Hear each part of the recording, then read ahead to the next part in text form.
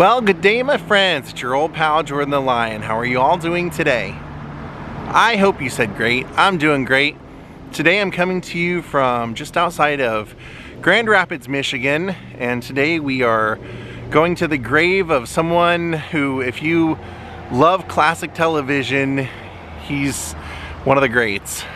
The original Darren Stevens. Sometimes they called him the first Darren. We're gonna go visit the grave and talk about the sad life of Dick York. Daze with Jordan the Lion and you all. It begins right now.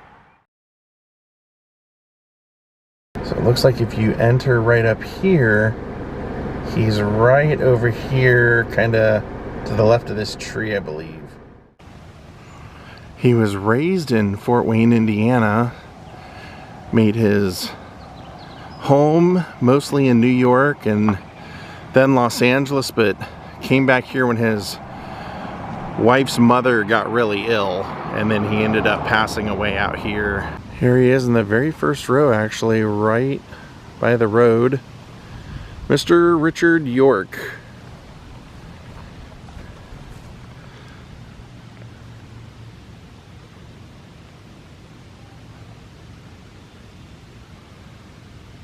September 4th, 1928 to February 20th, 1992.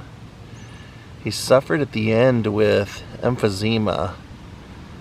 He was a long-time smoker. He said himself he was up to 3 packs a day, but he didn't really consider himself as someone who was an addict to anything because he never tried to quit the cigarettes. But he did, because of a back injury, it really affected his entire life. He ended up being addicted to painkillers for a while. An interesting career. He was the original Darren. Well, actually, Dick Sargent, who replaced him, was the original Darren.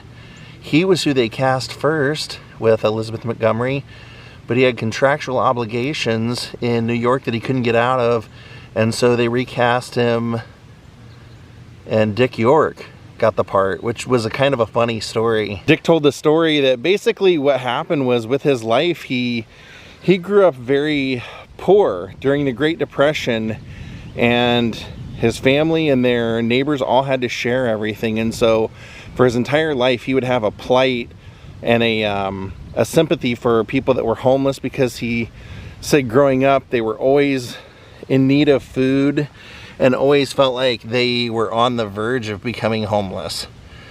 So his family ended up moving from Fort Wayne to Chicago, and when he started going to Catholic school, the nuns there realized that he had a good voice.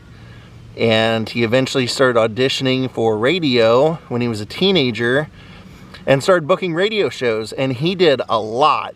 From the time he was 15, he was basically full-time employed doing radio. He was doing a nightly show for, well, it started on NBC, but when it went over to CBS, he took over the part. It was the Brewster Boys. And then he started getting cast to do like public service ads for teens, so he was always working. Very successful in Chicago, and decided to leave and go to New York and try his hand at New York City, the big city.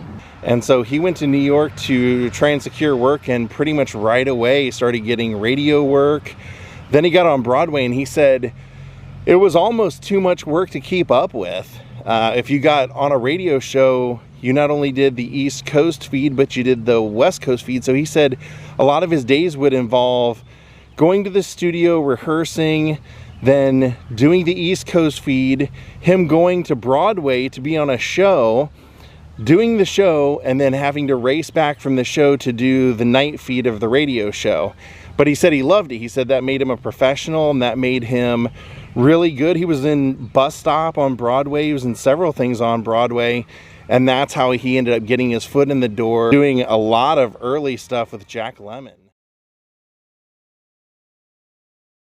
Now, he did a lot of early pictures And he was very handsome and very likable, had a great voice, and eventually got cast for a Gary Cooper picture.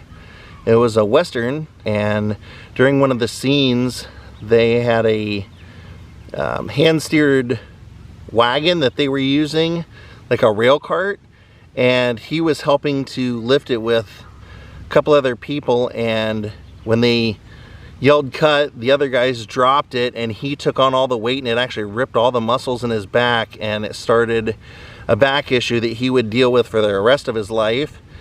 He thought he would be okay the next morning after this happened, and it just kept hurting, getting worse. He did another movie after this, but realized the schedule of filming movies was just too harsh for him and his back pain, so he wanted to move to California and try his hand at television where the schedule would be a little bit lighter. And so he and his wife ended up going out to California at this point, and he ended up doing an amazing amount of television.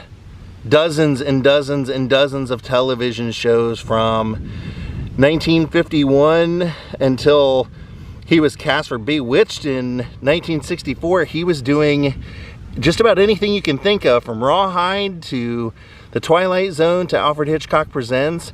But like I said, it was a funny story how he ended up getting Bewitched.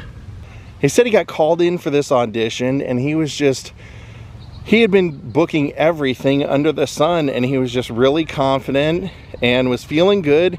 He always considered himself, no matter what the circumstance, a happy guy his entire life. Even at the worst stages of his life, he always had a smile on his face. And he said, I went in for this audition, I'm sitting in the waiting room, and I see this woman reading a book, and I recognize her from being in a Boris Karloff picture I had just watched. And I start talking to her, and I said, hey, were you in that Boris Karloff picture with Tom Poston that I watched? I loved it. And she said, yeah, that was me. And he starts talking to her and everything, and sees that, he said, oh, are we going for the same show? She says, yeah, like kind of laughing. And so he says he goes in and he does the scene, and does the scene with her, of course. She, like I said, she knew the scene inside and out. Actually, this was going to be her show.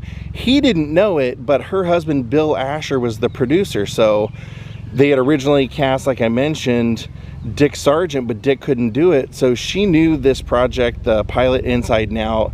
And when they went in there, Dick, when he got done, said to the people in the room, well, I don't know about you, but if you don't hire me, you definitely got to hire her. And everybody started laughing, and he ended up getting the part.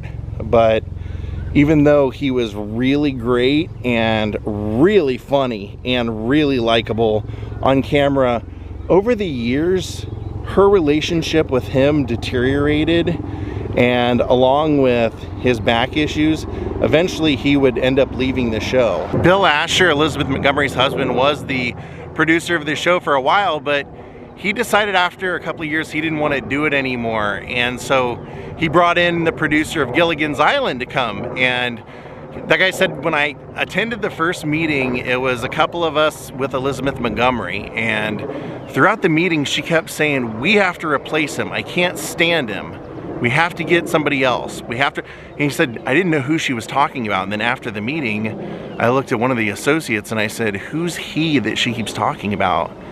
And he said, it's Dick York. She wants Dick replaced, she can't stand him. And he said he couldn't really understand this. And then he said, as he watched it unfold for the year that he was there, he said, I noticed that, you know, Dick had this back problem, and when he wasn't on camera, he would be sitting in a chair or propped up against this incline table that the crew had built for him, and he'd just be longingly staring at Elizabeth. And he said, I realized he was infatuated with her, and it infuriated her. He would just sit there all day looking at her, even though he was married. But when Dick would tell interviews later, he said, you know, there's a home family and a work family, and you love them both. But when I said I loved Elizabeth to people and in interviews and stuff, I didn't mean it like I love my wife. I meant it like I love my, you know, my television family. So even though that was said, they didn't actually get rid of him.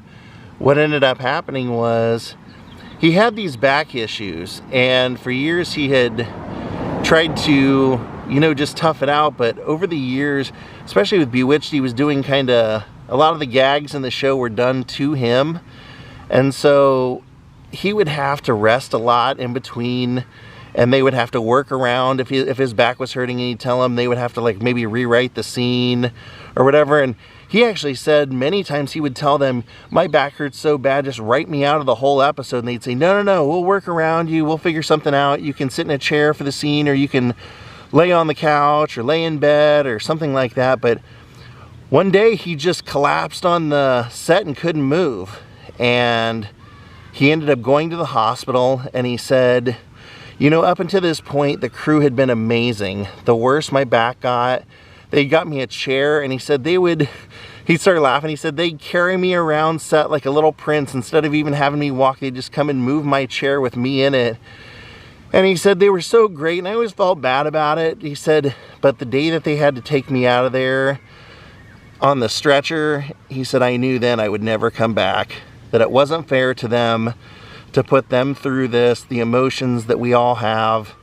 It's not fair, and I knew I wouldn't be back. And that was directly from his mouth. I had always heard my whole life, you know, the story that he was replaced while he was in the hospital, and that they just didn't tell him. They just started filming episodes and he was out of a job. But no, he said Bill Asher came to him and said, you know, what do you think? Because they could tell that it was gonna be a long recovery. It was actually a 1.5 year, 18-month recovery. He said when Bill came, he said, I want to leave the show. He said, if you won't be mad, I want to leave. I can't do it. And so he said he actually gave his blessing to leave the show. So he left the show. And also he recognized that there was hostility on the set between he and Elizabeth after all this time. So he decided to leave, and basically he ended up spending that 18 months where they sedated him to keep him from being in massive pain.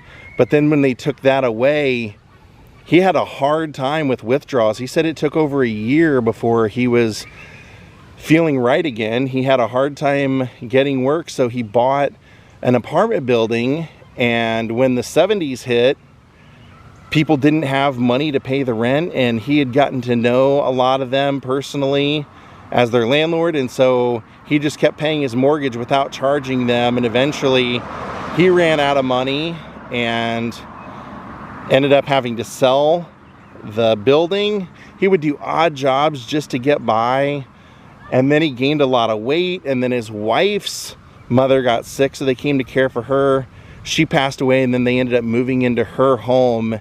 And at that time, he realized that he had emphysema and would end up being hooked up to an oxygen tank for the rest of his life, sadly. I remember seeing an interview with him where he said in the last 3 years when they were there talking to him, he had only left the house 2 times because he was basically bedridden. He couldn't do anything. Well, I take that back. He almost couldn't do anything. He found one way of doing something great. Even though he was pretty much, you know, penniless till the end, he was living off his acting, you know, basically his Screen Actors Guild retirement fund, which was $650 a month. But he spent his time on the phone every day, all the time, trying to raise money for the homeless and to get the plight of the homeless out to people. He would call and, you know, identify himself as Dick York and ask them if they could donate money. And he said he never got any of the money. He would have them send the money directly to the people that needed it. But this was something he did for the rest of his life, even though he couldn't leave the house, even though, you know, he was hooked up to machines. He said this made him happy, and that he was a happy guy, and then he had a smile on his face till the end. But sadly, I saw an interview where he said after he left the show, the only person he ever heard from Bewitched was Agnes Moorehead. And he said he'd never ever seen Elizabeth in person. At the time of an interview, which was around 1990, he said, I called her about 2 weeks ago and she was gone, left a message, so hopefully I'll hear back from her. But I don't think he ever did. I don't think she ever let that go till the end. So really, really sad story for beloved Darren Stevens #1. Before he left Hollywood, he did get a little bit of work on Simon and Simon and Fantasy Island, but just never, he just couldn't get much work after that, and he just couldn't be on set for very long. And one other thing that he did from his home here in Michigan, sadly I was gonna go to it, but it was in such bad disrepair when he passed, and when his wife left, the house was torn down, so there's nothing left to see. He actually wrote a book while he was confined to his bed about his love life, or his love story with his wife. I thought that was kind of cool, and how she stood by his side through all those years. They had children together. His kids said he was a great father. They were little when Bewitched was on, and they said that he would come home with like the props from the show and play gags on them. So nice to know he was such a good guy. He actually said one time, "I like to believe that I never met a person I didn't like, and nobody ever can say that they didn't like me." Which I think is very cool. Thank you all for watching from the grave of the great Dick York. We will see you all next time. Have a great night, and goodbye.